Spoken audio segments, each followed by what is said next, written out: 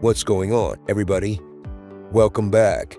If you're not sure about the differences between the paid and free plans with HubSpot, today I'm going to be talking a little bit about them and just give you a quick brief overview of what HubSpot is all about. If you're still not sure whether or not it's a good choice for you and your situation, if you'd like to get started with the 14-day trial, I'll leave it in the description down below, and I'll also link you straight to the pricing or discounts. Either way, you should be able to grab HubSpot for free. There's their free plan, obviously, but there's also the 14-day free trial, which will give you access to the paid plan for 14 days. Now, let's start with the free plan. Obviously, this requires no credit card at all, and it includes foundational tools across marketing, sales, service, CMS or content management system, operations, and commerce. Now, this is going to be suited for new businesses, startups, or individuals just exploring digital marketing, sales, and service tools without financial commitment. It's great for those wanting a taste of HubSpot's offerings without having to pay anything.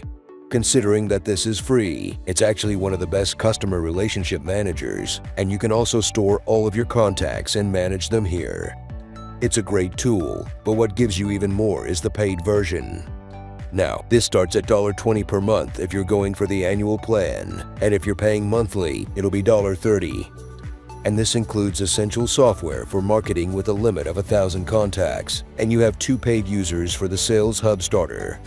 Same thing with the service, as well as CMS operations and commerce. And this is perfect for growing businesses or those with a clear, let's say, digital strategy in place, especially for businesses that need to integrate marketing, sales, and customer service activities, but are still operating on a budget. Again, to sum it all up, the free tools plan is great for beginners, startups, or small businesses dipping their toes into digital marketing. It's great for those that want to try out the basic tools without any financial commitment procurement, whereas the starter plan is great for businesses or solo entrepreneurs that need a little more than the basics.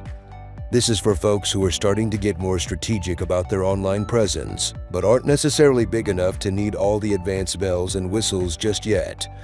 It's perfect for those that want a mix of marketing, sales, and customer service tools on a budget. In essence, if you're just starting out or testing the waters, the free tools plan is great to just get you started. And again, I'll leave the link in the description for 14-day free trial of the paid plan right here. Because if you're serious about growing and enhancing your online strategy, the starter plan is definitely more than tailored for your needs. So that's pretty much it for this video. If you guys are interested in, again, trying it out, you'll find the link to the free trial in the description down below. And either way, you can start with a free tools plan. Besides that, comment below if you have any questions. I'll be happy to answer all of them. Like and subscribe if you'd like to support the channel and stay up to date with future videos.